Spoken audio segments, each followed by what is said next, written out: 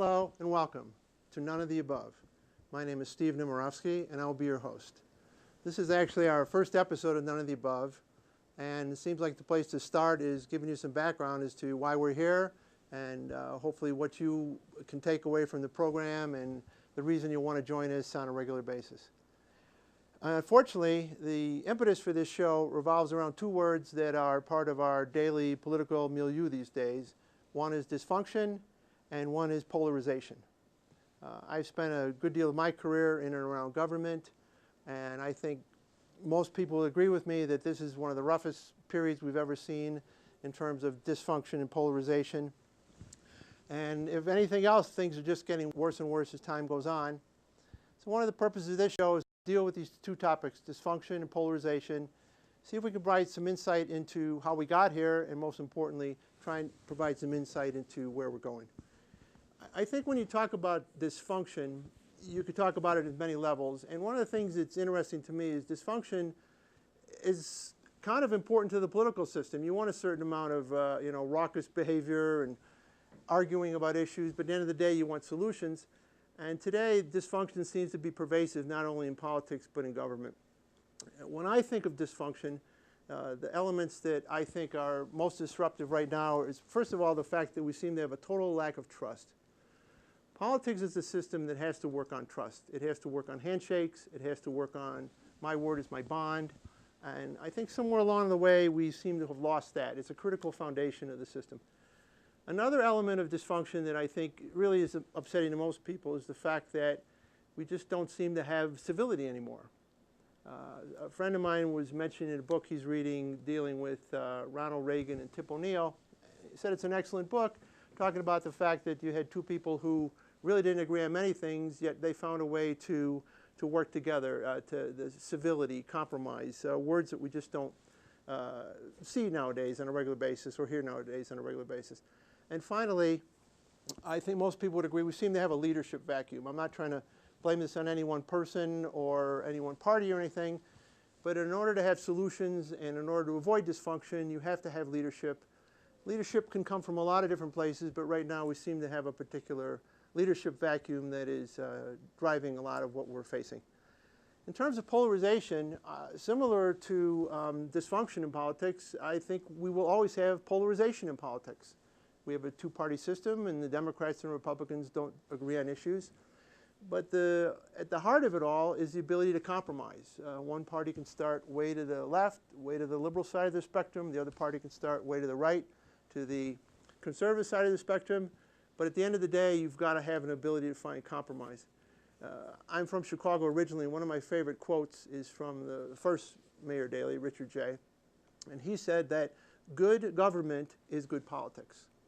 I think, unfortunately, we have turned that paradigm upside down, and we're now living in a world where people seem to think that good politics is good government, and I think good politics is not good government, and we somehow have to find a way to reverse that. Another quote that is one of my favorites when we're talking about polarization, and again, I'm going to attribute this to something I read where President Reagan had this on his desk, and I'll read it, is, "It's amazing what you can accomplish if you do not care who gets the credit." Fairly simple statement, and I think a lot of us like to lead our lives by that statement, but our political world doesn't work that way these days. If anything, we live in a political world where blame is the centerpiece, and as things go wrong, as the level of dysfunction is heightened, if anything, we live in a world where it's about blame, it's not about results, it's not about sharing credit and moving forward. So dysfunction and polarization are kind of the central themes of what we're talking about here.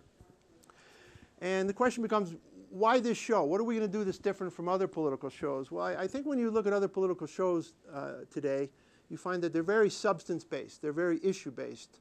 We're going to have a segment today on immigration reform. A lot of back and forth on who's right on immigration reform, who's wrong, who's right on the budget, who's right on the debt ceiling, who's right on same-sex marriage, etc.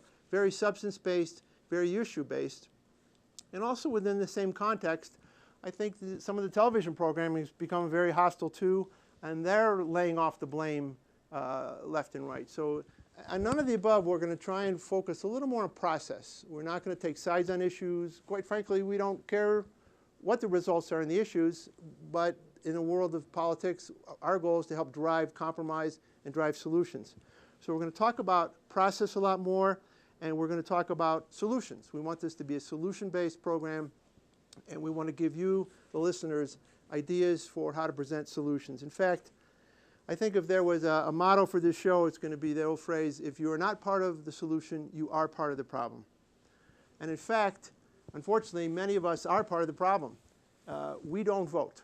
And we're going to have a few segments on this show on why Americans don't vote and why it's so important that Americans start to vote. And in fact, the fact that we haven't voted as a population in quite a while, and statistically what I'm talking about is at the turn of the century, not the turn of the last century or millennium, but the turn of the 19th century, turnouts in elections would run 90–95%. Everyone who could vote was voting. We're in a place now where, particularly in an off-cycle election, we're lucky to get 50% turnout of the electorate. So our turnout isn't good. We don't vote. We're not active. We are not politically active. Politics is not at the top, it seems, of many people's radar. I mean, we complain about politics a lot, but that old adage like the weather, we talk about it a lot, we complain about it a lot, we don't do a lot about it. And finally, I think it's led to mediocrity. We are living with mediocrity in our political system. We're living with mediocrity in our government. And I think we've got to reverse that. We cannot afford to have our system be degenerated to the point where there's dysfunction and this polarization, that the byproduct of all that is mediocrity. So again, if you are not part of the solution, you are part of the problem. And on None of the Above, we are going to try and give you these solutions so that everyone can join in, get active, be participating on a regular basis, so that maybe we'll wake up relatively soon and dysfunction and polarization will not be the watchwords of our conversation.